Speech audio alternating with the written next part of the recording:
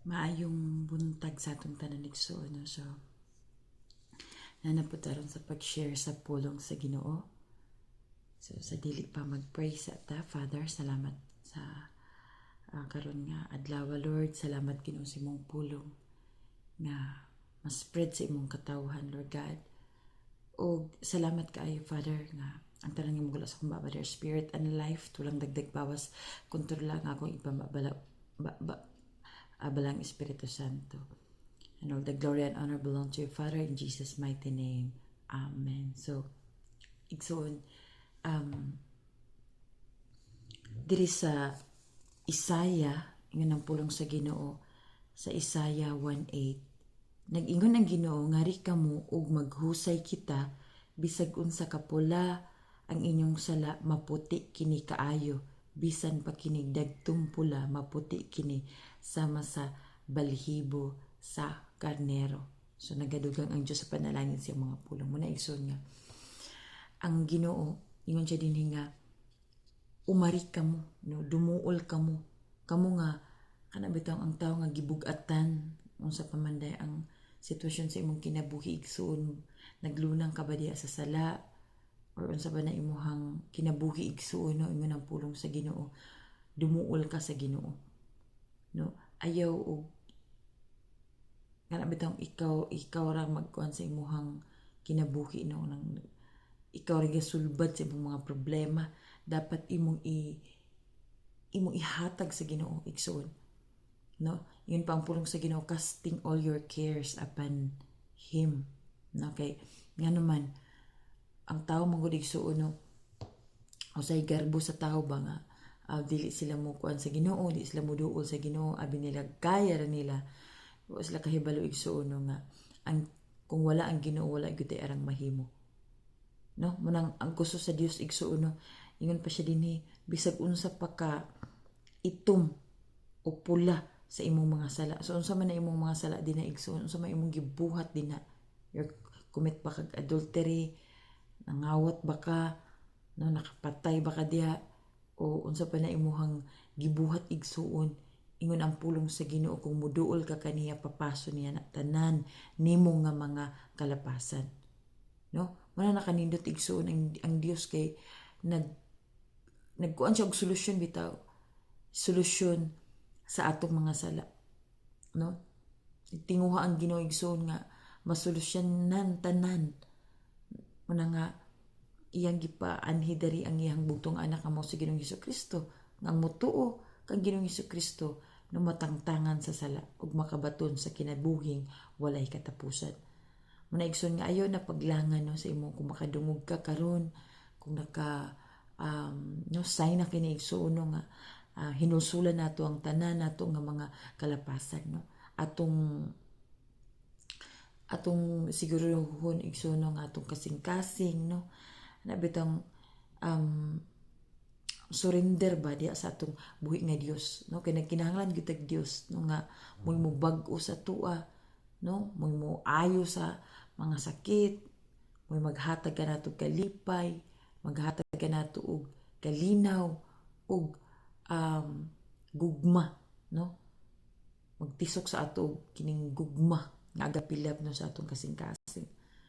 Kay kung wala ni mga igsoon, no, kung wala ang tabang sa atong balang Espiritu Santo igsoon, no, wa gyapon palpak gyapon ng tao. Muna nga iyang gipa-remind ka nato nganong naamay ga-share sa pulong sa Ginoo, nganong naamay sigi og share tungod kay gusto sa Ginoo igsoon, nga madumduman sa tao ang iyahang gibuhat, madumduman sa tao nga giluwas na ta.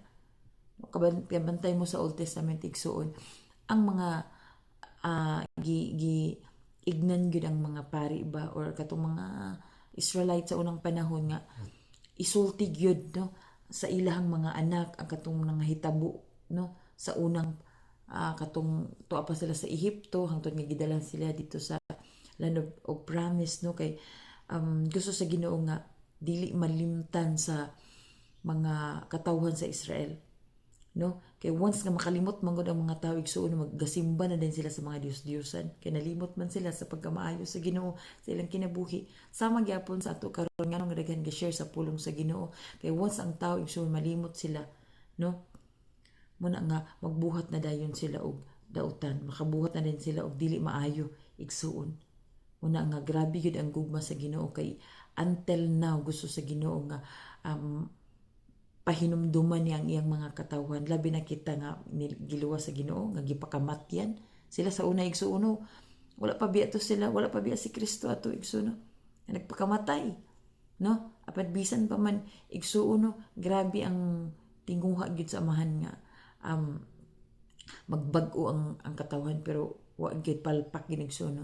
Diha gid kang Ginoong Hesukristo Jesus, si Jesus, no? Ang naka-fulfill igsuon. Muna nga ang mutuog mudawat kang Ginoong Hesukristo, no? Matangtangan gyud sa mga sala, sa mga balatian o makabaton sa kinabuhing walay katapusan.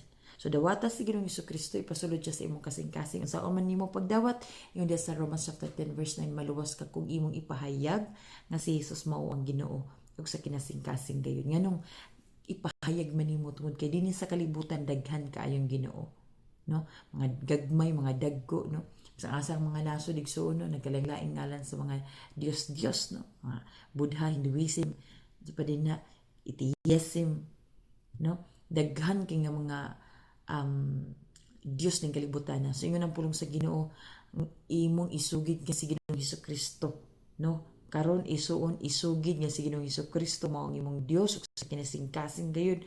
Ug no, mutuo ka nga nagpakamatay siya tungod og alang sa atong mga kalapasan. So inana ang iyang requirements igsuon, then maluwas dayon ta o maluwas ka igsuon, no? Una nga sabat ka sa gamay nga pag-ampo sa maniini, isugid man isugid, no? Ginoong Hesus, pasaylo ako sa akong mga sala, sukad sa akong pagkahimugso ug hangtod karong taknaa. Ginoong Hesus, ako mito nga ikaw nagpakamatay tungod alang sa akong mga kalapasan, ug sulod ikaw sa akong kasing-kasing karon, ug ikaw na ang Dios ang maghari sa akong kinabuhi. In Jesus name, Amen. So kung mo nagibuhat igsuno, karon dayon nakabaton ka sa kaluwasan. So inana lang isuonin, padayon ning ka magbasa, magampo, no, hangtod sa from glory to glory igsuno, baghuon gid ta sa atong buhi nga Dios. Amen. Because nga naman because Christ is coming very very soon. Hapit na siya mobalik igsoon.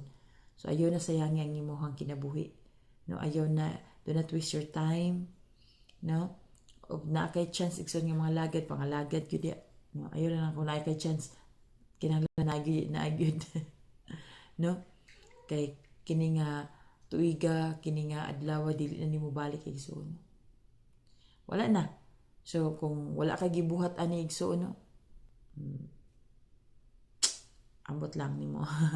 Muna igsoon nga remind lang ni ang pulong sa Ginoo. So salamat Faragat sa imong pulong, dala kini sa mga tawo nga nagkinahanglan niini Ginoo. Salamat Lord nga kung adunay mga dagdag bawas pa sa ilo ako amahan. Salamat Lord nga ikaw nagagiya kanamo. Salamat Faragat nga sa mga panalangin niya magihatag.